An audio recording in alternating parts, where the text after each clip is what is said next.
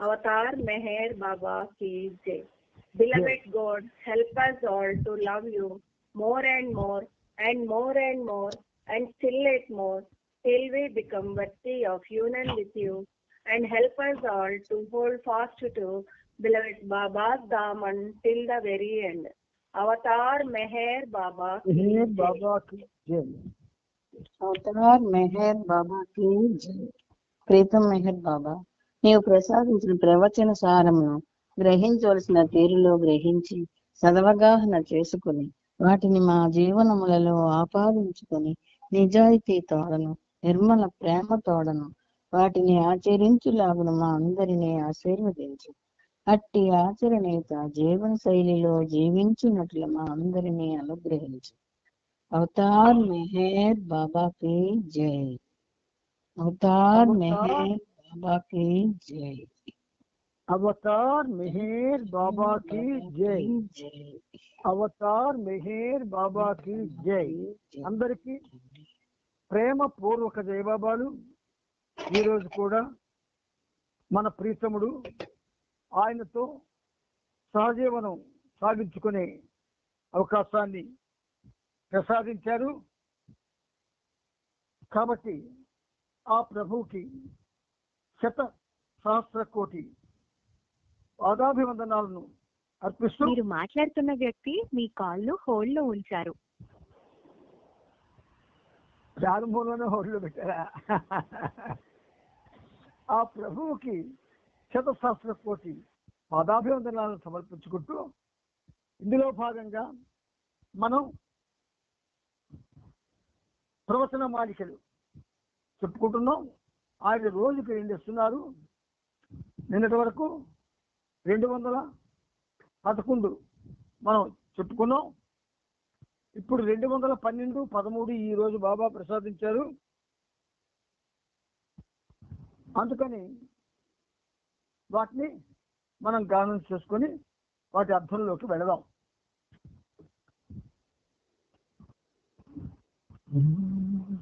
మానవ మనస్సు ద్వారా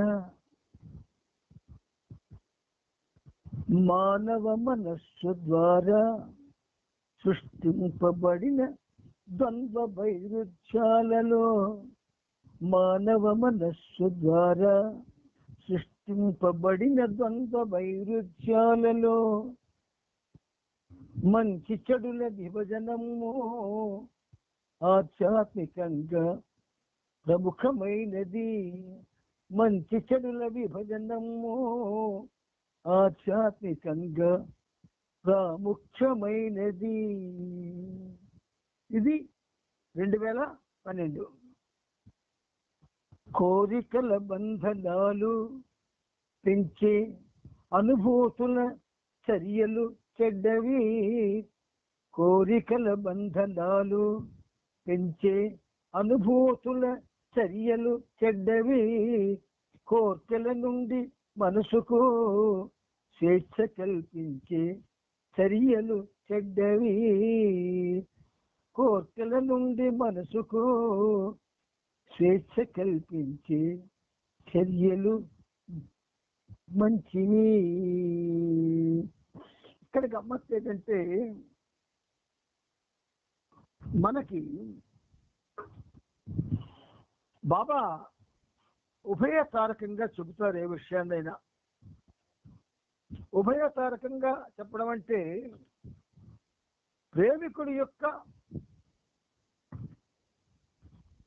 ప్రేమికుడి యొక్క మనసుని ఆయన క్షుణ్ణంగా చదువుకున్నాడు కదా, చదివాడు కదా, ఆయనకి తెలియదు లేదు కదా. అందుచేత దానికి అనుగుణంగాను మరి అలా కానీ అవకాశం వస్తే వీడు అభివృద్ధి చెందే అవకాశం ఉండదు. కాబట్టి దానికి కూడా అనుగుణంగాను ప్రతి విషయాన్ని మనకి ఆయన తెలియజేస్తూ ఉంటారు. ఇందులో 212 మానవుని యొక్క మనస్సు ద్వారా సృష్టించబడతాయి ద్వంద్వ వైరుధ్యాలు. అంటే పరస్పర విరుద్ధమైనటువంటి ద్వంద్వమైనటువంటివన్నీ కూడా మానవ మనస్సు ద్వారా అవి ప్రొడ్యూస్ అవుతూ ఉంటాయి. అయితే వాటిలో మంచి చెడులు అవి ఆయనకి బాగా తెలుసు, మనకు తెలియదు. కాబట్టి ఏమంటున్నాడు ఆయన, మంచేదో చెడేదో తెలుసుకొని ఏది ఆధ్యాత్మికంగా ప్రాముఖ్యమైనదో తెలుసుకోమని చెబుతాడు. ఇక్కడ ఒక విషయం మీకు చెప్తాను. మనకి శరీరానికి ఒక రకమైనటువంటి ప్రతి మానవుడికి కూడా జోష్ ఉంటుంది. జోష్ అంటారు దాన్ని. అంటే కుతూహలంతో కూడుకున్నటువంటి ఉత్సాహము. ఆ కుతూహలం వాడిలో ఉన్న కోరికలకు అనుగుణంగా అది అభివృద్ధి చెందుతూ ఉంటుంది. ఆ కుతూహలానికి అనుగుణమైనటువంటి జోష్ అంటే ఊపు ఉంటుంది. ఇది ఆధ్యాత్మికంలో పనికిరాదు. సంకీర్తన చేస్తూ ఊగడం, ఊగుతూ అందరికీ డైరెక్ట్ చేస్తుండడం, లేచి డ్యాన్స్ చేస్తుండడం, ఇది ఆధ్యాత్మికంగా పూర్వం అయితే పనికొచ్చింది. ఎందుకు? పూర్వం భగవంతుడిని ఆరాధించే వారిలో భగవంతుడు ఒక్కడే ఉండేవాడు. ఇప్పుడు ఆరాధకులకు, భక్తులకు, ప్రేమికులకు ఆయనతో పాటు సమస్తము ఉంటుందా పూర్వం? అటువంటి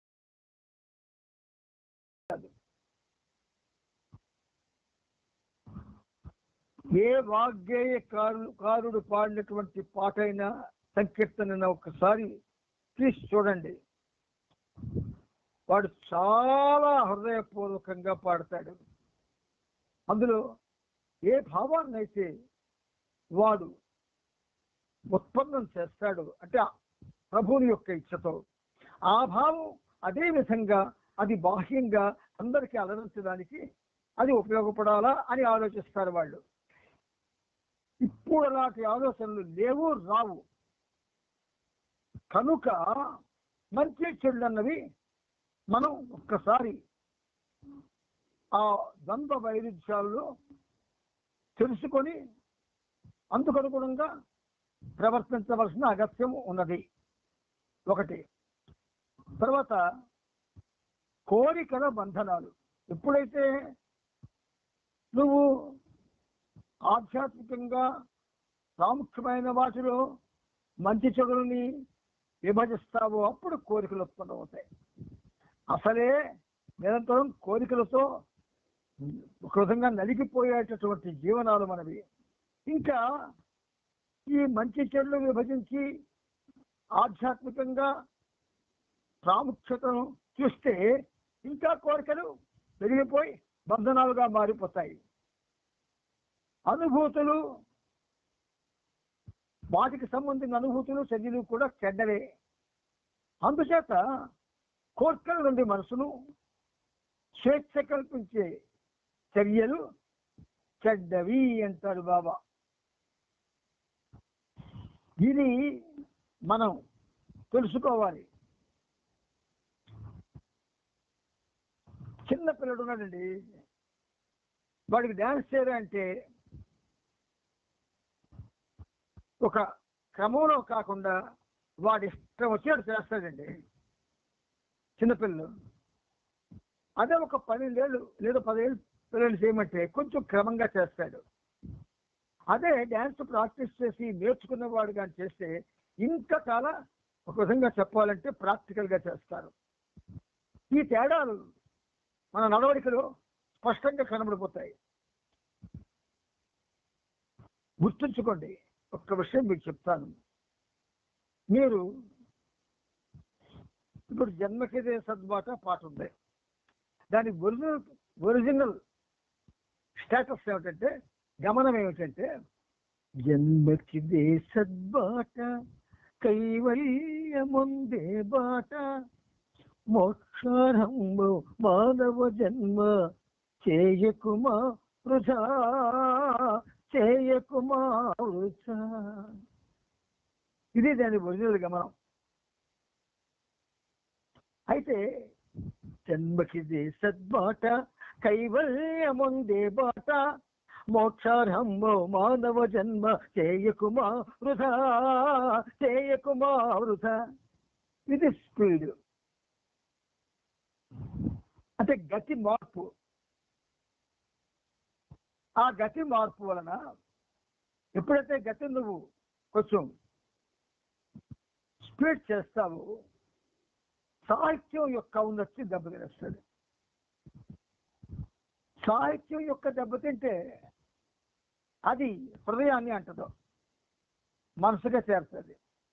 మనసుకు చేరితే అది విలువల్ని బేరే చేసుకుంటుంది. ఇలా భగవంతుడి గురించి మానవుడు చేసే ప్రతి ద్వంద్వ వైరుధ్యమైనటువంటి కార్యక్రమాల్లో కూడా మంచి చెడుల్ని మనం గుర్తుంచుకోవాలి. రెండవది కోరికల బంధనాలు.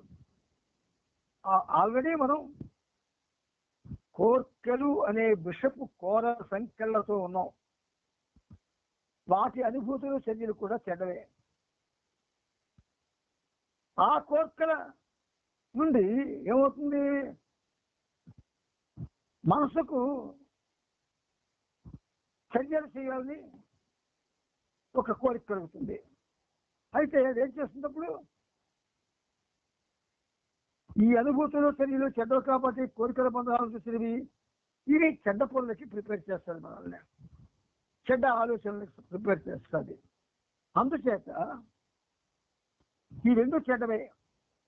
ఈ 2012లో చెప్పినవి, 2013లో చెప్పినవన్నీ కూడా చెడ్డవే. చెడ్డవి అంటే కూడనివి. ఆధ్యాత్మిక మార్గంలో వాటి యొక్క ప్రాముఖ్యత లేనివి. అందుచేత ప్రాముఖ్యత కలిగేటటువంటి చర్యల్ని మెహర్ బాబా ప్రేమికులు ముఖ్యంగా మనకెందుకండి ఒక విధంగా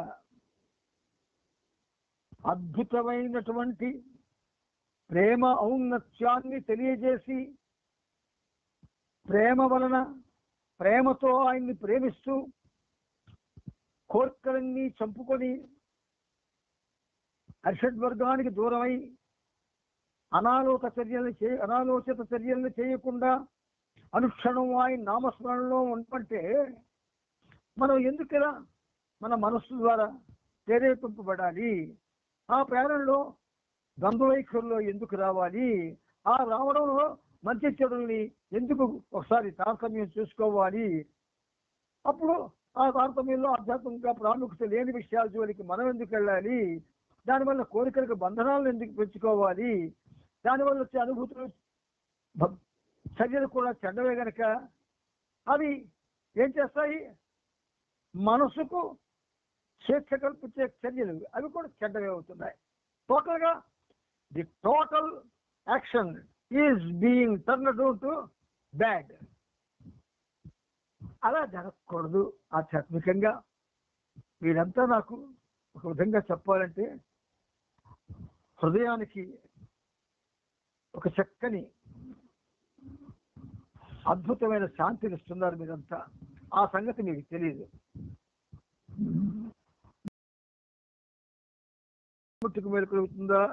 ఈ పనిముట్టు వల్ల మీ మేలు కలుగుతుందా అంటే మీ వల్ల నాకు కలిగిన మేలే ఎక్కువ. అది గుర్తుపెట్టుకోండి. మీరు ఎప్పుడైతే ఒక చక్కని విధేయతతో చక్కని ప్రిన్సిపల్స్ తో వింటున్నారో, అందులోకి మౌనాన్ని సాధనగా చేసుకొని వింటున్నారు, దానివల్ల మీకన్నా ఈ పనిముట్టే ఎక్కువ బాబాకి చేరువు కాగలుగుతుంది. మరి మీరు చేరువు కావాలి అంటే ఈ పనిముట్టు కంటే ఎక్కువ బాబాతో మీరు జీవించాలి. అందుకే వాళ్ళు పెట్టింది కొత్త పాట, వాళ్ళు రాయించిందే బాబా, మీకు బాబా పెట్టించారు. మీరు మనకి వ్యామోహం ఎవరి మీద కలగాలి? బాబా మీద. మనకేదైనా చక్కటి ఆట ఆడుకోవాలి అంటే ఎవరితో ఆడుకోవాలి? బాబాతో ఆడుకోవాలి. మనం ఎక్కడికైనా వెళ్ళాలి అనుకుంటే ఎవరితో వెళ్ళాలి? బాబాతో వెళ్ళాలి. మనం ఏదైనా చేయాలంటే ఎలా చేయగలగాలి? బాబా ప్రేరణతో చేయగలగాలి. అన్నిట్లో ఆయన్ని మనం మనతో ఉంచుకొని పని చేస్తూ ఉండాలి. అప్పుడు మాత్రమే బాబాతోనే గడిపితివా నీ జీవితమంతా సర్వము అన్న పరిస్థితికి వెళ్తుంది బండి. లేకపోతే గ్యారేజ్కి వెళ్ళిపోతుంది. బండి గ్యారేజ్కి వెళ్ళకూడదు. గ్యారేజ్కి వెళ్లకుండా కాపాడుకోవాలి. Mind is a vehicle. గుర్తుంచుకోండి, mind is a vehicle. It is working. ఒక విధంగా చెప్పాలి, నాన్ స్టాప్ గా వర్క్ చేస్తుంది. ఆ నాన్ స్టాప్ గా వర్క్ చేసిన మైండ్కి చూసారా, బాగా మండుతున్న మంటకి ఏదెచ్చినా కాల్చి దానికి చూస్తుంది. అలాగే ఈ మనస్సు దాని స్వభావంతో స్పీడ్గా వర్క్ చేస్తూ ఉంటుంది. దానికి ఏదైనా విరుద్ధమైనది అందితే నాశనం చేసేస్తుంది. అందుకే బాబా మనస్సు మంచి మిత్రుడు కాగలదు లేదా శత్రువు కాగలదు అని ప్రవచనాల్లో చెప్పాడు. మనస్సు శత్రువు అయితే మనిషి అధఃపాతాళంలో పడిపోతాడు. మనస్సు మిత్రుడైతే ఏ ఆధ్యాత్మిక మార్గంలో ఉన్నాడో దానిలో కొంచెం ముందుకు వెళతాడు. గుర్తుపెట్టుకోండి, మనం బాబా కోసం ఏం చేస్తున్నాం? What we are doing hitherto? ఏం చేస్తున్నాం? త్యాగాలు చేస్తున్నామా? లేదు ఆయన యొక్క ఆ ప్రేమ సందేశాన్ని వాడలా చాటడానికి మన శరీరాన్ని శుష్కింపజేసుకుంటున్నామా?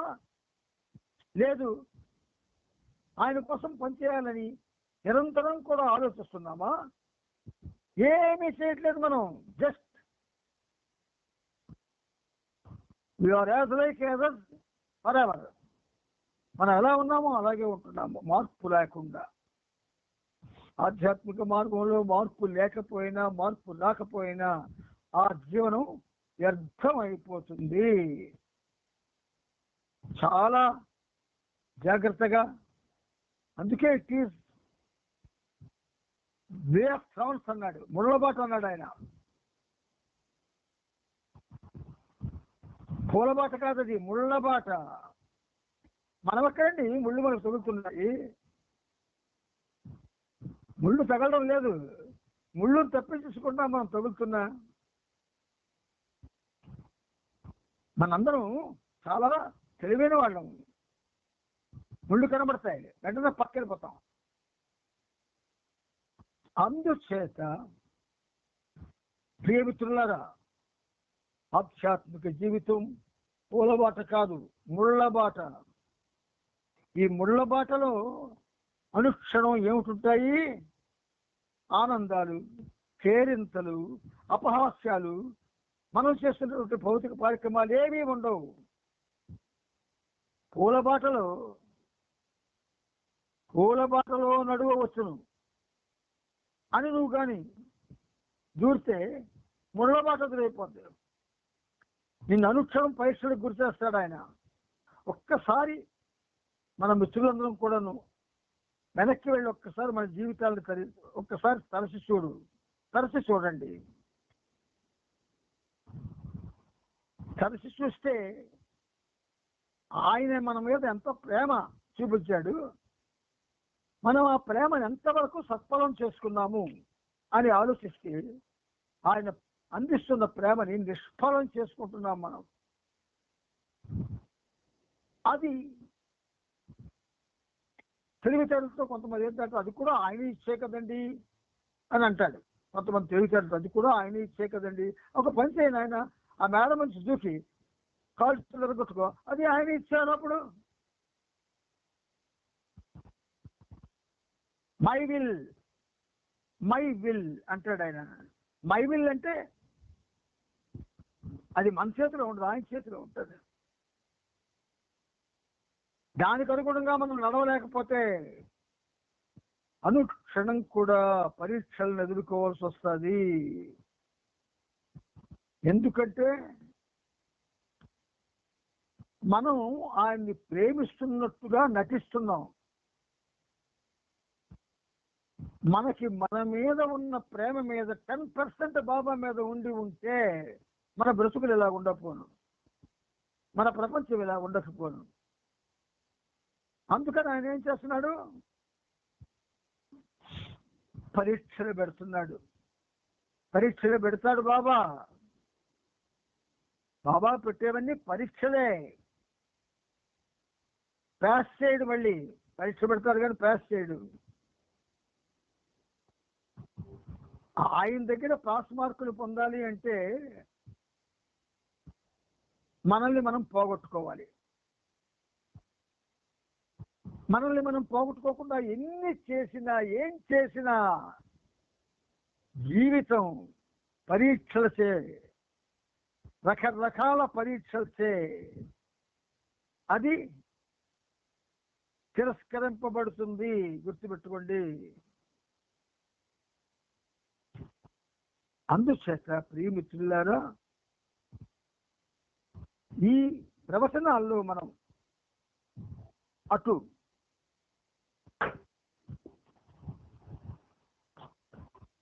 సుమమాలికలు ఇటు వచనమాలికలు రెండూ ఎందుకంటే చదువుకుంటున్నాం. ఈ రెండింటి మీద మనకు ఒక పట్టు రావాలి. పట్టు రాకపోతే మనం ఒక్క అడుగు కూడా ఆధ్యాత్మికంగా ముందుకు వెయ్యలేము. ఇది 100% పాళ్ళు సత్యము. దీనిలో మీరు ఎవరు కూడా ఆశలు పెట్టుకోకండి. తర్వాత జీవనాన్ని పరీక్షల చేత ఆయన పరీక్షల గురువులో పడేశాడా? అనుక్షణం వ్యసలు, అనుక్షణం కష్టాలు, అనుక్షణం బాధలు, అనుక్షణం కూడా ఆవేదనలు. ఇలా అయిపోద్ది జీవితం. మన ఎవరికంటే గొప్ప కాదు. మహాభక్తులకే ఠికానా లేకుండా పోయింది. పాండురంగడికి 2 కాళ్ళు పోగొట్టాడు. ఇంచేత వాడు అంత గర్వంతో సంచరించాడు కాబట్టి, అంత తిరస్కార భావంతో సంచరించాడు కాబట్టి, విధేయత లేకుండా సంచరించాడు కాబట్టి మనం జాగ్రత్త పడాల్సిమా. మన జీవనం పావనమవ్వాలి తప్ప కేవలం నిరర్ధకం అయిపోకూడదు సుమా. మీ అందరి మీద ప్రేమతో బాబా ప్రతిరోజు ఈ విషయాన్ని చెప్పిస్తూ ఉన్నాడు. అనేకపు ప్రపంచం ఈరోజు మనం చదువుకున్నటువంటి వచ్చిన ప్రవచనం. అనేకము ఉన్న చోట ఒకదానితో ఇంకొక దానికి పోల్చుట అనే ప్రక్రియ ఉంటుంది. విషయాలంతా బాగా చెప్పారు. The words itself they are nothing but spirit irritative words. అవి స్పిరిట్ ఇరిటేటివ్ వర్డ్స్ అని. అనేకము ఉన్న చోట ఒకనొక దానితో ఇంకొక దాన్ని పోల్చుట అనే ప్రక్రియ ఉంటుంది.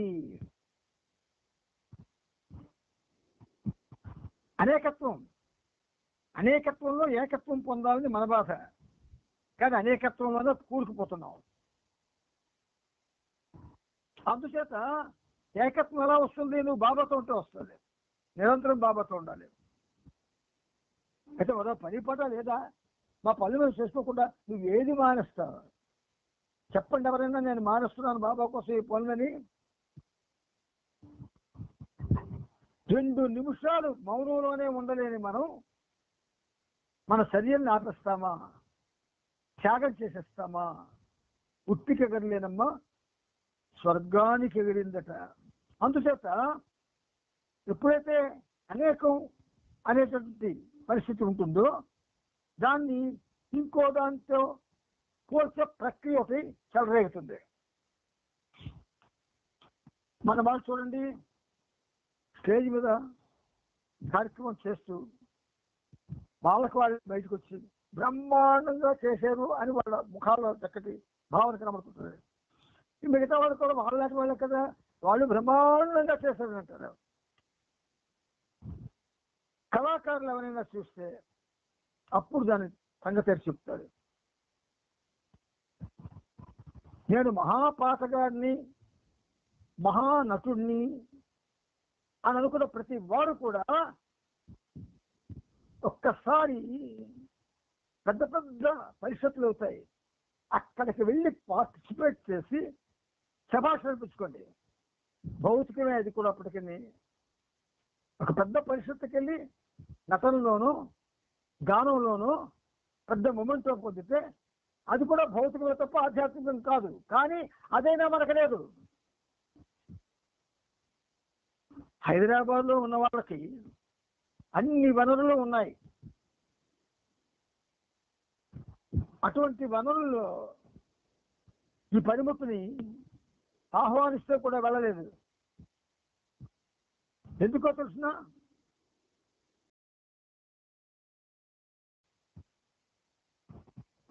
ఖాండవ దహనం అంచేత వెళ్ళలేదు. అది చాలా మందికి కావాలి.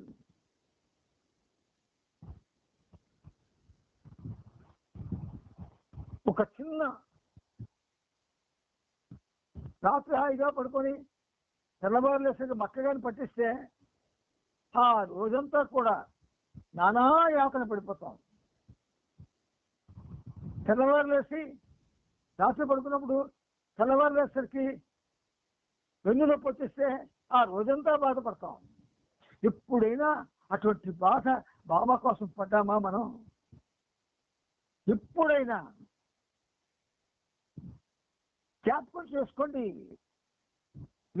బాబా, మీరు బాబాతో, మనందరం బాబాతో ఉన్నాం.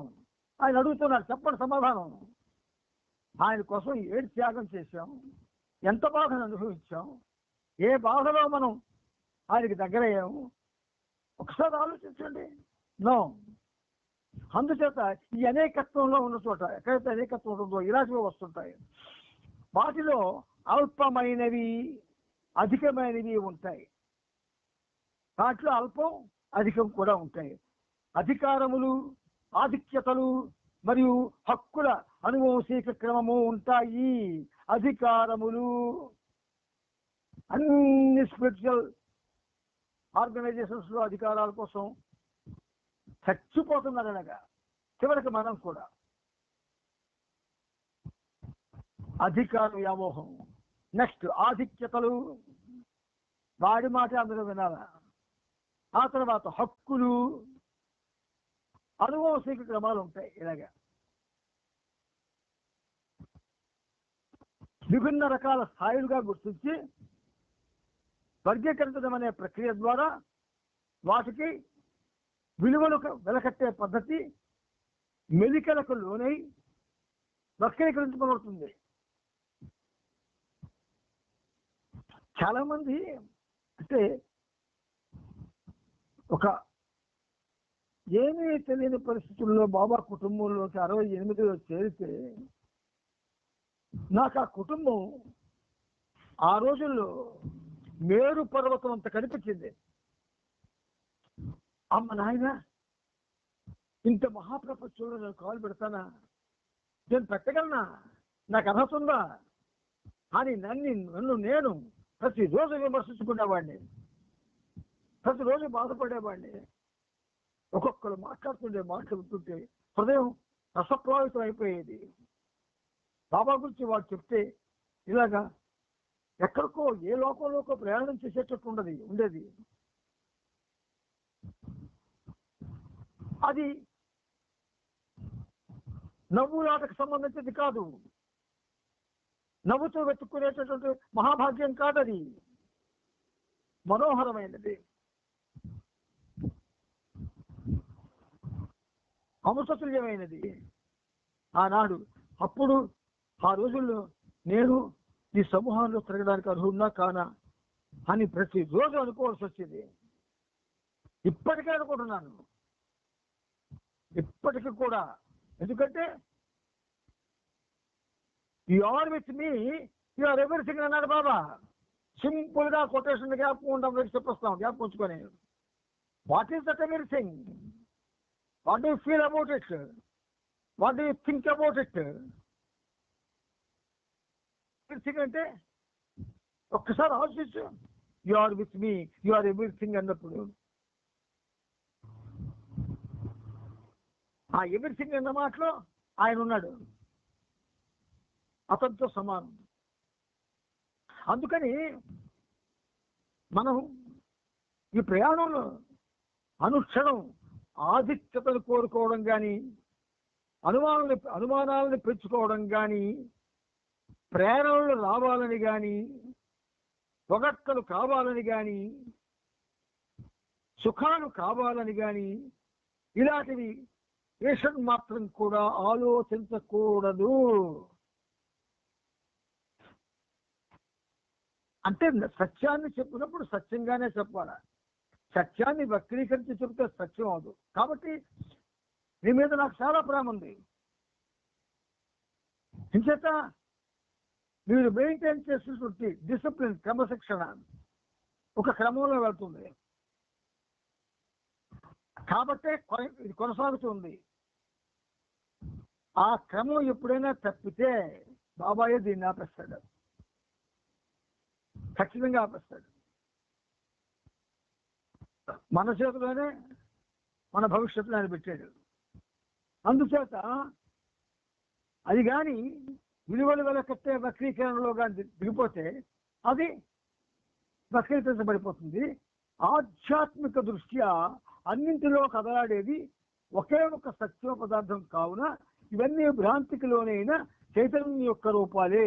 భగవద్ అనుభూతిలో కలిగే ఐక్యతానుభవం సమానత్వం అనే సూత్రానికి ఆవశ్యంగా భిన్నమైనది. ఆధ్యాత్మిక ప్రపంచం అనేది అది ఎక్కడో లేదు, మన భౌతిక ప్రపంచంలోనే, మన ఊహల్లోనే ఉంది, మన ఆలోచనల్లోనే ఉంది. ఊహలో ఉదాహరణకి నేను ఉన్నతంగా చదివి ఉన్నత స్థాయికి వెళతాను అనే ఊహ ఒక విద్యార్థికి కలిగిందనుకోండి, ఆ ఊహ ఉండవలసిన ఊహే, ఆ ఆలోచన ఉండవలసిన ఆలోచనే. అయితే ఆ ఆలోచన వస్తే చాలదు, దానికి తగిన పరిశ్రమ చేయాలి. ఆ పరిశ్రమ వల్ల అది వక్రీకరింపబడకుండా సాఫల్యం చెందుతుంది. నేను బాబాతోనే ఉంటాను, ఆ రోజుల్లో బాబాతో ఉండాల్సిందే, నిరంతరం బాబా నామస్మరణ చేయవలసిందే అని ఒక విధంగా ఆయన సోదరులు రామచంద్రన్ గారు ఆయన కర్ర పట్టుకొని చెప్పేవాడు. ఆ కర్ర పట్టుకొని చెప్తే నాకు నచ్చేది కాదు. మామూలుగా చెప్తే వింటాం కదండి, చిన్నపిల్లలు అనుకోం కదా అని. మరొక ప్రేమికుడుతో చెప్తే ఆయన అవునండి, మనమంటే పెద్దవాడు అయిపోయాం, ఆడు చిన్నవాడు, వాడికి అలాగా గట్టిగా శాసించి చెప్తే బాగుండదు కదా, కొంచెం ధోరణి మార్చండి అంటే మీరు మీ ధోరణి మార్చుకోండి అన్నాడు ఆయన. అందుకనే ఈ పనిముట్టు దూరం అయింది. ఈ ధోరణి మారదు, నాకు తెలుసు మారదు. మళ్ళీ నూతన మానవాళి ప్రపంచంలో అడుగు పెట్టే వరకు కూడా ఇప్పుడున్న ధోరణి మారదు, మార్చలేం, ఆయనకే సాధ్యపడలేదు. అసలు ఎక్కడైతే కర్మకాండలకు ఎక్కువ విలువ ఉన్నదో, కర్మకాండలు ఎక్కువగా జరుగుతున్నాయో ఆ ప్రదేశానికి ఆయన పర్యటించలేదు. ఆంధ్ర పర్యటించాలి, ఇక్కడ కూడా కర్మకాండలు జరుగుతున్నాయి, ఇక్కడ కూడా రకరకాల వేషాలు వేస్తున్నారు, కానీ ఇక్కడ అడ్జస్ట్ అవుతారు అనుకున్నాను ఆయన, కానీ అడ్జస్ట్ కాలేకపోయారు. 54లో రాజమండ్రి గురుకుల భవనంలో కార్యకర్తలకు సూచనలు ఇస్తూ చాలా కక్షాత్తుగా అన్ని చెప్పాడు ఆయన.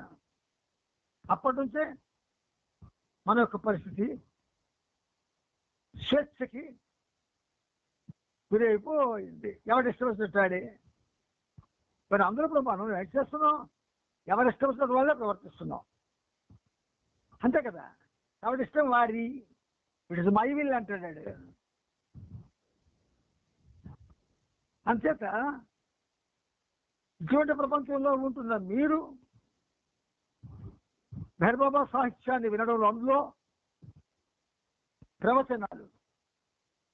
ప్రవచనాలు విని ఓర్చుతూ సహిస్తూ వింటున్నారంటే చాలా అది ఒక మంచి సూచన, మంచి ప్రగతి. ఆ సహనాన్ని అలాగే మెయింటైన్ చేయండి. చేస్తే చాలా చాలా చాలా చాలా విషయాలు మనం చెప్పుకుంటాం. ఈ 1 అవర్ చాలు మనకు 60 నిమిషాలు పంచక్కర్లేదు. కానీ ఈ 1 అవర్లో మీరు తెలుసుకున్నది ఒక 100 మాటలు వింటే మీలో కనీసం ఒక 15 మాటలైనా స్టోర్ కావాలి. అప్పుడు మార్గం సుగమం అవుతుంది. ఈరోజు మనం ప్రవచనాల్లో 142వ పేజీలో అనేకము ప్రపంచం అనేటటువంటి ఒక పేరాన్ని చదువుకొని మనం ఆపుకుంటున్నాం. ఇప్పుడు మనం ప్రభువు యొక్క అద్భుతమైనటువంటి చరిత్రలోకి అడుగు పెట్టబోతున్నాం. అవతార్ మెహర్ బాబాకి జై. అవతార్ మెహర్ బాబాకి జై. అవతార్ మెహర్ బాబాకి జై. ఆయన ప్రతి అవతారంలో కూడా జనుల చేత జేజేలు కొట్టించుకున్నాడు. జేజేలు జై జై జై అని నినాదాలు అన్ని ఫీల్డ్స్ లో కూడా ఉంటున్నాయి. ఏ ఫీల్డ్ లో జై అనే నినాదాలు లేవు చెప్పండి? పొలిటికల్ ఫీల్డ్ లో ఉంది, సినిమా ఫీల్డ్ లో ఉంది, ఎడ్యుకేషన్ ఫీల్డ్ లో ఉంది, ఎండోమెంట్స్ డిపార్ట్మెంట్ ఫీల్డ్ లో ఉంది, అన్ని డిపార్ట్మెంటల్ ఫీల్డ్ లో కూడా జై అనే నినాదం ఉంది. భారత స్వాతంత్ర సమరానికి కూడా జై. ఈ జై అన్నది అయితే విధంగా పడిపోదా? చూసేస్తామా? అవతార్ మెహర్ బాబాకి జై కూడా ఆ జై జై జై జై అన్న వాటన్నింటిలో తోసేస్తామా? లేదా సపరేట్గా ఉంచుతామా? సపరేట్గా ఉంచాలనుకుంటే ప్రవచనాల్లో చెప్పినట్టు మనం నడుచుకోవాలి, తప్పదు. అక్కడ మన ఇష్టం కాదు, ఆయన ఇష్టం. అక్కడ ఖచ్చితంగా మన ఇష్టం చెల్లదు. ప్రవచన సహితమైనటువంటి జీవన సమరం కోసం ఆలోచించిన ప్రతి వాడు కూడా చాలా చాలా జాగ్రత్తగా, చాలా జాగరూకతతో ఉండవలసినటువంటి అవసరం ఉన్నది. ఆ మస్సు మనం ఇప్పుడు ఏంటంటే ప్రభు చరిత్ర 9వ భాగంలో 3550లో లాస్ట్ ఒక 2 లైన్లు చదువుతాను చూడండి. నేను ఈశ్వరుని తయారు చేశాను. నేను ఈశ్వరుని తయారు చేశాను. నీవు ఇప్పుడు పేదల బాగోగులను చూడు. నీవు పేదల బాగోగులను చూడు అన్న దగ్గర మనం స్టాప్ చేసుకున్నాం. మరి కొంచెం ముందుకు వెళదాం. ఒక్కొక్కసారి బాబా ఏం చేస్తారంటే చదివిందే మళ్ళీ చదివిస్తూ ఉంటారు. అది చెప్పిందిలాగా అది మనకి మేలు చేస్తుంది. అదే రోజు ఏప్రిల్ 14వ తేదీ బాబా ఖాళీ కాంబ్లీవాలాతో సాంగత్యం చేసి బద్రీనాథ్ బయలుదేరారు. ఇంతకుముందు 1944వ సంవత్సరంలో బాబా ఆ మస్తుతో పనిచేశారు. ఇక్కడ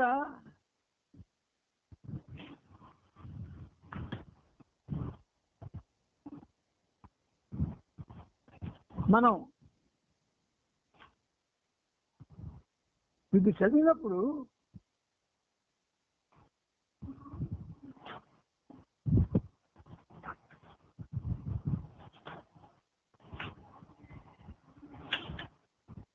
సరే అయితే ఒకవేళ రిపిటేషన్ అయితే పెద్ద ప్రమాదం ఏమీ లేదు, కానీ సరే. బద్నేరాలో డాక్టర్ దేశ్ముఖ్, అతని భార్య ఇందుమతి బాబా బృందాన్ని కలిశారు. అక్కడి నుంచి బాబా ఎడ్ల బండిలో 9 మైళ్ళ దూరంలో ఉన్న చాంద్ తారా గ్రామానికి వెళ్ళారు. ఆ రోడ్డు అంతా పాడైపోయి గుంతలతో ఎగుడు దిగుడుగా ఉంది. ఆ దారి ఎంత కష్టంగా ఉందంటే బండిలో వెళ్ళేటప్పుడు ఆ కుదుపులకు ఏడ్చి జేబులో నుండి 700 రూపాయల కట్ట పడిపోయింది. అంతేగాక అతని కాలి బూటు కూడా ఒకటి పడిపోయింది. ఇది గమనించి ఏడ్చి వెంటనే బాబాకు విషయాన్ని తెలియజేయగా, బాబా డబ్బు కోసం ఆందోళన పడవద్దు, ముందు మనం వెళ్ళి కలవబోయే బస్సుల గురించి ఆలోచించండి. ఈ సమయంలో డబ్బు అంత ముఖ్యమైనది కాదు, బస్సులు కలవడమే ముఖ్యం. ఆ మస్సుతో సాంగత్యం సరిగ్గా జరిగితే అన్ని వాటంతటవే సర్దుకుంటాయి అన్నారు. వారు బండిలో చాంద్ తారా చేరుకునేటప్పటికీ దాదాపు అర్ధరాత్రి దాటింది. ఆ మస్సును వీలైనంత త్వరగా కలవాలని బాబా ఎంతో ఆరాటపడుతున్నారు. ఉదయం వరకు వేచి ఉండడం ఇష్టం లేక వెంటనే ఆ మస్సును కలిసేందుకు వెళ్దాం అని శిష్యులతో అన్నారు. బాబాను చూడగానే బద్రీ బాబా గట్టిగా నవ్వసాగాడు. అంతలోనే ఉన్నటువంటి కొద్ది క్షణాలు అలాగే నిశ్శబ్దంగా ఉండిపోయాడు. బాబాకు తనను ఉద్దేశించి ఆకలేస్తుంది అని గట్టిగా అరిచాడు. అప్పుడు సమయం రాత్రి 1 గంట అయింది. ఆ గ్రామం అంతా గాఢ నిద్రలో ఉంది. అతి కష్టం మీద జగన్ ఒక గ్రామస్తుని అడిగి ₹1 కొద్దిగా మేకపాలు, కొంత బెల్లం, జొన్న రొట్టె ముక్కను తీసుకున్నాడు. వాటిని బద్రీ బాబాకు తినమనిచ్చి అతని చేతనే కూర్చున్నారు బాబా. రాత్రి 2:30 గంటలు నిమిషాలకు వారిద్దరి సాంగత్యం ముగిసింది. ఇక్కడ ఇదివరకు నేను మీకు చెప్పాను, మళ్ళీ మీకు చెప్తున్నాను. రాత్రి 12 గంటల తరువాత మనకి ఈ సినిమాల్లో చూపించినట్టు, పుస్తకాల్లో చదివినట్టు, డిటెక్టివ్ కథ పుస్తకాల్లో చదివినట్టు 12 దాటితే దెయ్యాలు రావడం ఇవన్నీ జరగవు. 12 గంటలు దాటిన తరువాత రాత్రి ప్రశస్తమైనటువంటి దైవీ కాలం చోటు చేసుకుంటుంది. ఆ దైవీ కాలం ఎంత వరకు ఉంటుందంటే తెల్లవారి 6 వరకు ఉంటుంది. అయితే రాత్రి 12 గంటల దాటి నుంచి తెల్లవారి 6 వరకు దైవీ కాలంలో 4 గంటల వరకు దేవతల సంచారం ఉంటుంది. 4 నుంచి 6 వరకు అది మానవులకు అందుబాటులో ఉంటుంది. ఆ కాలంలో మనం లేచి 4 నుంచి బిట్వీన్ 4 to 6 ఎర్లీ మార్నింగ్ లేచి అప్పుడు కానీ మనం ఏదైనా చర్య చేద్దాము, ఆధ్యాత్మికమైన చర్య అనుకుంటే అది చక్కగా పట్టుబడుతుంది. ఇది చాలా మందికి తెలిసిన విషయమే, కానీ ఆ ప్రయత్నం చెయ్యం. ఎందుకంటే మనకి నిద్ర చాలా ముఖ్యమైనది కదా. ఆరోగ్యం పాడైపోద్ది. ఆరోగ్యం పాడు చేసుకుంటే ఆ ముఖం గట్ట, పర్సనాలిటీ గట్ట పాడైపోద్ది. పర్సనాలిటీ పాడైపోతే మరి ఎవరు చూడడానికి మనల్ని ఇష్టపడరు కదా. అందుకని ఏం చేస్తుంటే పర్సనాలిటీకి ప్రాధాన్యత ఇస్తాము. ఇవ్వాలి. నువ్వు ఎంత ప్రాధాన్యత ఇస్తే మాత్రం బాల్యంలో ఉన్న అందం యవనంలో ఉంటుందా? యవనంలో ఉన్న అందం కౌమారంలో ఉంటుందా? కౌమారంలో ఉన్న అందం వృద్ధాత్మలో ఉంటుందా? దశల వారీగా మారిపోద్ది. ఇది మనకి గమ్మత్తుగా ఒకసారి మా మనవడు మెహర్ ప్రభాకర్ కాదు, మెహర్ చిన్నోడు మన శాంతి కొడుకు. వాడు మా అందరి ఫోటోలు కూడా సెల్లో పరమ అసహ్యంగా ముసీరైపోయినట్టు చూపించాడు. నేను ఆశ్చర్యపోయాను, ఇది ఇట్లా నాన్న ఇలా చేసు అంటే, మీరే తాతయ్య అన్నాడు. మరి అలా అందమైనటువంటి యాక్టర్లంతా కూడా ముసలైపోలేదా? మహామహారా అందగత్తెలు కూడా ముసలైపోలేదా? అందం కాదు కావాల్సింది, ఆనందం. ఆనందం ఆనందం మెహరు స్మరణం మే, అదొక పాట బాబా రాయించారు. ఆనందం, అందం కాదు కావాల్సింది. అందుకని ఆ 4 నుంచి 6 గంటల కాలంలో మనం బాబా నామస్మరణ చేసి చూసి అప్పుడు మీ అనుభవాన్ని నాకు చెప్పండి, ఎంత అద్భుతంగా ఉంటుందో. అందుచేత వారు బండిలో శాంతతారా చేరుకునేటప్పటికీ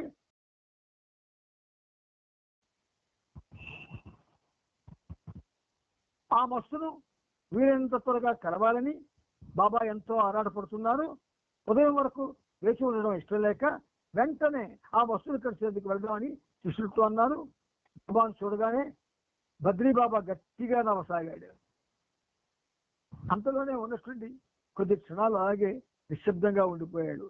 బాబాకు నన్ను ఉద్దేశించి ఆకలిస్తుందని గట్టిగా అరిచాడు. చూసారా, అంటే ఇక్కడ అప్పుడు తెచ్చాడు. అప్పుడు 2 గంటలు అయింది. గ్రామంతా నిద్రలో ఉంటే అతి కష్టం మీద సగలిల్లి బ్రెడ్ ముక్క, కొత్త బెల్లం, మేకపాలు ఇవన్నీ పట్టుకొచ్చాడు. అయితే ఇక్కడ విశేషం ఏంటంటే ఆ బద్రీ బాబా ఉన్నత స్థితికి చెందిన మానసిక చైతన్యం, మెంటల్ కాన్షియస్నెస్ కలిగినటువంటి వస్తు. ఆ వస్తుతో చేసిన సాంగత్యంతో బాబా సంతృప్తి చెందారు. వెంటనే వారంతా అక్కడ నుండి బద్రీనాథ్కు బయలుదేరారు. దారిలో ఏడ్చి జేబు నుండి జారిపోయిన డబ్బు కట్టను, అతని కాళ్ళ నుండి పడిపోయిన చెప్పులు వెతకసాగారు. వెతికేందుకు వీలుగా జగన్ తన 2 చేతులతోనూ 2 క్లాసులెట్లు పట్టుకొని ముందుకు నడుస్తున్నాడు. అదృష్టవశాత్తు 2వ మైలు వద్ద జగన్ కు కాలిబూటు కనబడింది. జారిపోయిన డబ్బు కట్ట 3వ మైలు వద్ద దొరికింది. బదర్న చేరుకున్న వెంటనే అందరూ నాగపూర్ బయలుదేరి వెళ్ళారు. అక్కడ వారు జాల్కే రావాల ఇంటి వద్ద ఆగారు.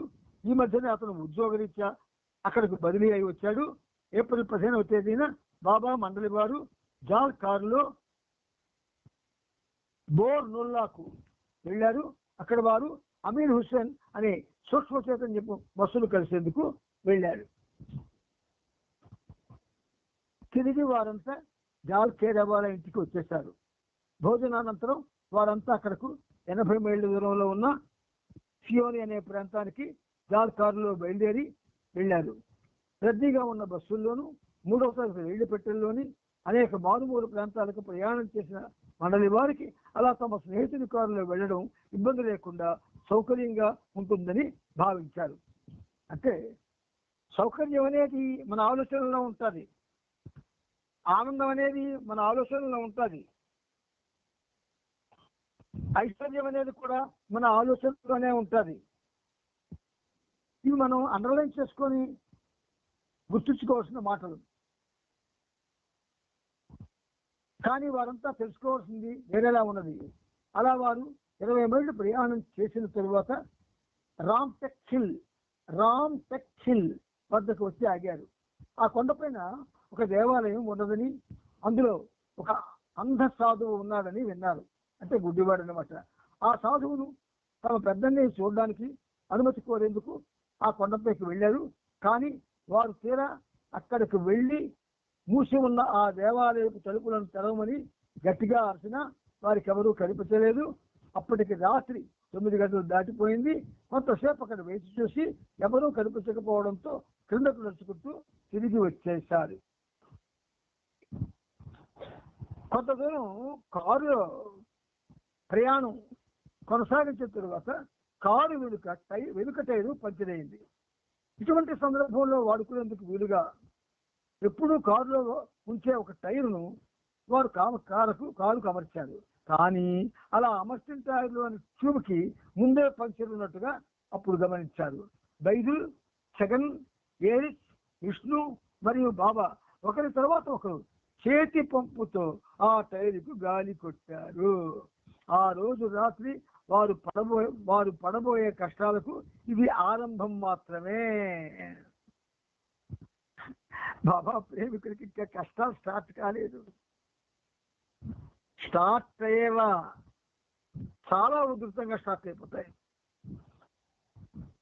ఆ రోజు రాత్రి వారు అలా ముందుకు సాగుతుండగా దారిలో ఆ స్పేర్ టైర్కు మరొక 6 పంచర్లు పడ్డాయి.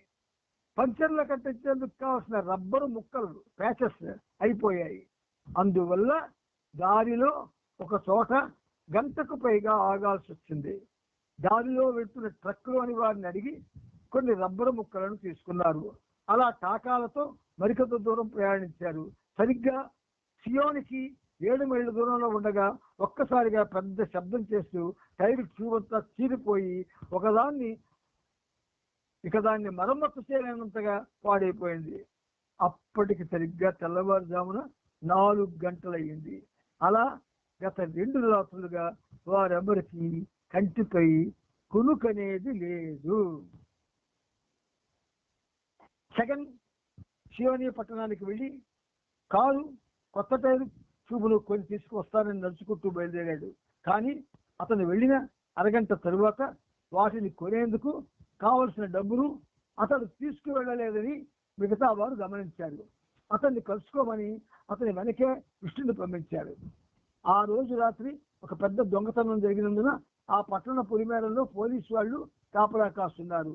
ఆ సమయంలో బాగా నీరసించి పారిపోయిన స్థితిలో జగన్ ఆ పట్టణంలోకి ప్రవేశించాడు. పోలీసు వారికి అతనిపై అనుమానం వచ్చి అరెస్ట్ చేశారు. వారు వెతుకుతున్న వ్యక్తి తాను కాదన్న విషయాన్ని జగన్ పోలీసు వారికి చెప్పి ఒప్పించడంతో చెట్టు వరకు అతన్ని వదిలిపెట్టారు. విష్ణు, జగన్ కొత్త టైరు ట్యూబును తీసుకొని కారు వద్దకు వచ్చారు. వాటిని బిగించాక వారంతా కలిసి సియోని పట్టణానికి బయలుదేరారు. అవతార పురుషుడితో కలిసి ప్రయాణం చేస్తున్నారు. వాళ్ళు ఎన్ని యాతనలో పడుతున్నారు చూడండి.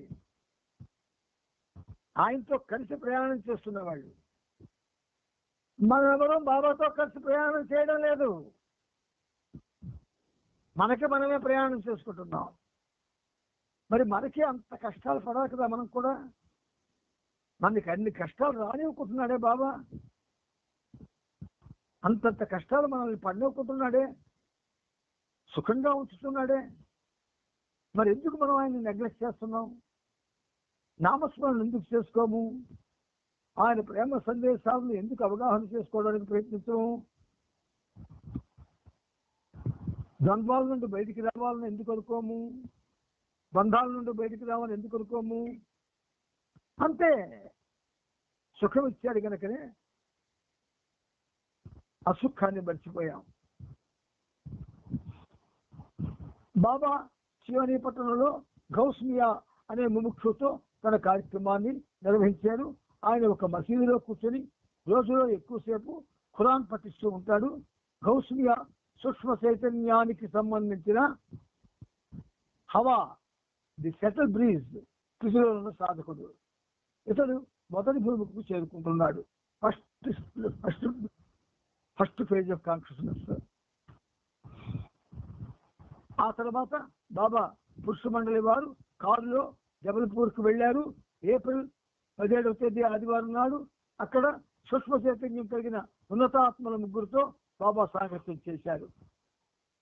వారిలో మగ్గుమియా అనే మంచి బస్సు తన భుజంపై ఒక పెద్ద వెదురు బొమ్మలు మోసుకుంటూ ఆ ప్రాంతమంతా తిరుగుతుండేవాడు. రాజీ మస్తాని అనే ముదుసరి స్త్రీ ఒక ముట్ట నిండా కుండపెక్కులు, కనం ముక్కలు నింపుకొని దాన్ని తలపైన పెట్టుకొని మోయడానికి ఇష్టపడేది. మగ్గాషా కూడా చాలా మంచి బస్సు చుట్ట కాల్చుకుంటూ తిరుగుతుండగా అతన్ని గుర్తించాడు. ముసలివాడైన మగ్గష వద్ద అతనికి సేవలు చేస్తూ ఒక ముదుసలి స్త్రీ శిష్యురాలు కూడా ఎక్కువగా ఆయనతో పాటే ఉండేది. ఏప్రిల్ 18వ తేదీని బాబా జబల్పూర్ నుండి 10 మైళ్ళ దూరం కారులో ప్రయాణించి జుమానియా అనే గ్రామం చేరుకున్నారు. అక్కడ ఉన్నత స్థితిలోని మానసిక చైతన్యపు సాలిక్ని కలిశారు. అతడు 5వ భూమికి చెందిన సాలిక్. అతని ద్వారా దాదా ధన్ పాల్ అని అందరూ పిలుస్తుంటారు. ఆ తర్వాత అతన్ని దాదా ధన్ పాల్ అని అందరూ పిలుస్తుంటారు. ఆ తర్వాత బాబా ఆ మసూలు గురించి ఎంతో సుందరంగా అలా వర్ణించారు. చిన్న కవిత మళ్ళీ. అతను ఎంతో ప్రేమ గలవాడు, ఎక్కువగా ప్రేమించదగినవాడు. అతను ఎంతో ప్రేమ గలవాడు, ఎక్కువగా ప్రేమించదగినవాడు. గొర్రెపిల్ల లాంటి సాధు స్వభావం కలవాడు. గొర్రెపిల్ల లాంటి సాధు స్వభావం కలవాడు. అయినప్పటికీ అతను ఎంతటి శక్తిని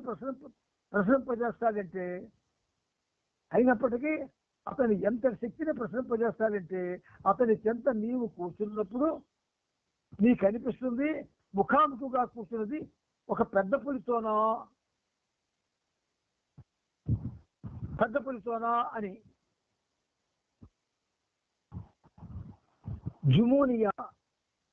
జుమూనియా నుండి బాబా కారులో మాండ్లా వెళ్ళి అక్కడ 5వ భూమికి అవుతున్న బెనిరామ్ అనే ఉన్నత తరహా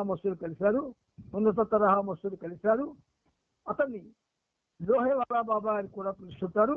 బాబా గతంలో 1942లో అతనితో పనిచేశారు. అయితే ఇప్పుడు కలిసినప్పుడు ఆ మస్తు ఒక ప్రశ్నను నర్మగర్భంగా ఉచ్చరిస్తూ బాబా ముందు పెట్టాడు. బాబా సమాధానం ఇచ్చేలోగా తానే సమాధానం ఇస్తూ, మీరు ఇన్ని రోజులు ఎక్కడున్నారు, మీరెవరో నాకు తెలుసు అన్నాడు. ఏప్రిల్ 19వ తేదీన బాబా మాండ్లా నుండి కట్నీ వెళ్ళారు. అక్కడ కూడా బాబా తన బస్సు కార్యక్రమం కొనసాగిస్తూ మెహతాబ్ షా అనే మస్తుతో సాంగత్యం చేశారు. ఈ మస్తుకు సంబంధించి ఒక అసాధారణ కథ ప్రచారంలో ఉంది. అతడు చాలా కాలం క్రితమే పనాగార్గ్ అనే గ్రామంలో మరణించాడని, 3 మాసాల తర్వాత ఆ సమాధిలో నుండి లేచి వచ్చాడని, ఒక దర్జీవాన్ షాపులో మామూలు జీవితాన్ని గడపడం మొదలుపెట్టాడని చెప్పుకుంటూ ఉంటారు.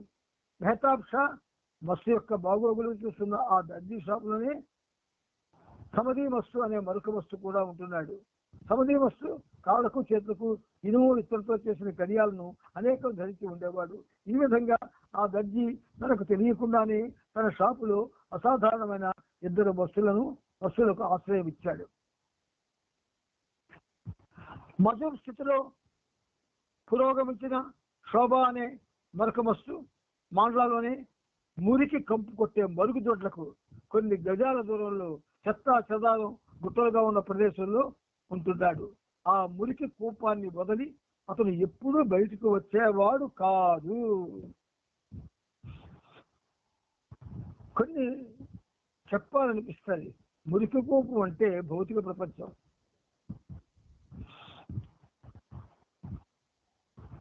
తన మలమూత్రాదుల గురించి కూడా బయటకు వెళ్ళేవాడు కాదు. దీన్ని బట్టి అతను ఉంటున్న ఆ ప్రదేశం ఎంత దుర్గంధభరితమైన అసహ్యంగా ఉండేదో అర్థం చేసుకోవచ్చు. బాబా తన పని నెరవేర్చేందుకు బాహ్యంగా కనబడే ఈ స్థూల విషయాలను ఏమాత్రం పట్టించుకోరు.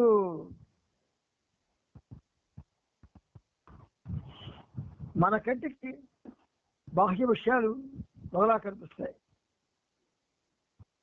పురోగతి చెందిన ఒక మానవుడికైతే అవి అలా కనిపించాం. కట్నీ నుండి బాబా రేవాకు ప్రయాణమై వెళ్ళారు. అక్కడ మానసిక చైతన్యం కలిగి ఉన్నత స్థాయిలో ఉన్న ఆధ్యాత్మిక యాత్రికుడు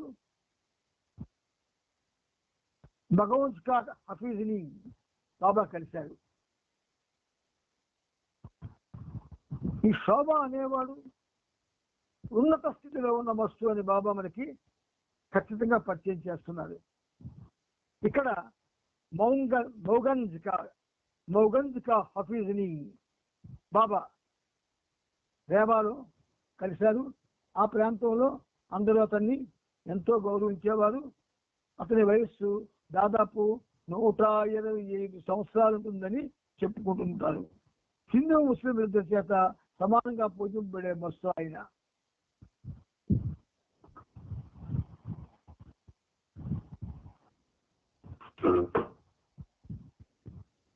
బాబా తన ప్రయాణాన్ని అలహాబాద్ కొనసాగించారు. అక్కడ ఏప్రిల్ 20వ తేదీన 2 మస్తులతో సాంగత్యం చేశారు. అందులో ఒక మస్తు వయస్సు 60 సంవత్సరాలు. ఎంతో ప్రాముఖ్యతను సంతరించుకున్నాడు. ఆయన ఇనాయత్ సాయిగా ప్రపంచంలో ప్రాచుర్యం పొందాడు. ఇనాయత్ సాయి అని ఆయన తనను తాను ఒక సూఫీ మతస్థుడిగాను హిందువుగాను పరిచయం చేసుకుంటూ ఉండేవాడు. అతను సూక్ష్మ చైతన్యంలో ఉన్న సాలిక్ వంటి మస్తు. ఈయన్ను కూడా మహమ్మదీయులు హిందువులు ఆరాధించేవారు. బాబా అలహాబాద్ కు 110 మైళ్ళ దూరంలో నైరుతి దిశలో ఉన్న చిత్రకోటి అనే ప్రదేశంలోని సాధువులను కలవాలనుకున్నారు. అలా అనుకొని ఆ రోజు కారులో ప్రయాణం చేసి అక్కడికి చేరుకున్నారు. కానీ తీరా అక్కడికి వెళ్ళేటప్పటికీ బాబాకి చాలా అసౌకర్యంగా అనిపించి ఇక్కడి వాతావరణం నాకు నచ్చలేదు అని చెబుతూ అన్నిష్కర్షగా చెప్పేశాడు. అందువల్ల అక్కడ ఒక్క బస్సులు కూడా కలగకుండానే తిరిగి అలహాబాద్ ప్రయాణం అయ్యారు.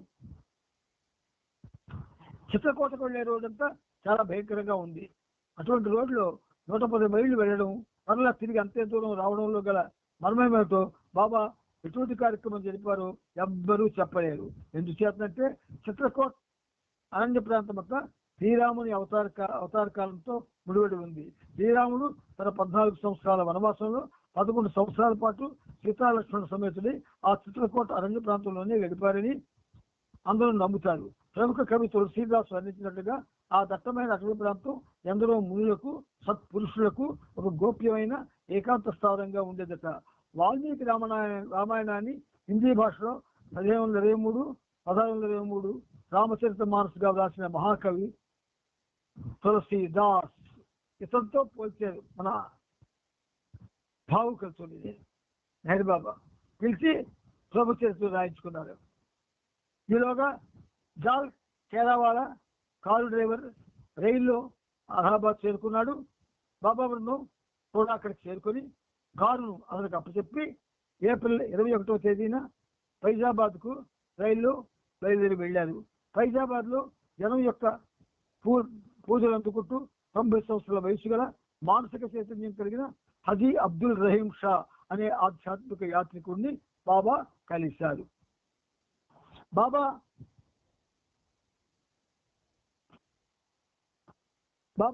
ఫైజాబాద్ లోనే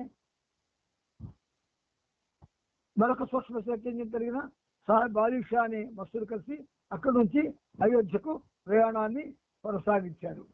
మనకి ఒక అద్భుతమైన పుస్తకం ఉంది తెలుగుదే, ఒక యోగి ఆత్మకథ అని. ఈ ఒక యోగి ఆత్మకథ అన్నది ఓ మిత్రుడు ఇంటికి పంపించండి నాకు ఆయనకి చదవమనండి, ఆయన చదివితే 10 మందికి చెప్తారు అని. ఈ ఒక యోగి ఆత్మకథలో ఆధ్యాత్మిక ప్రపంచంలో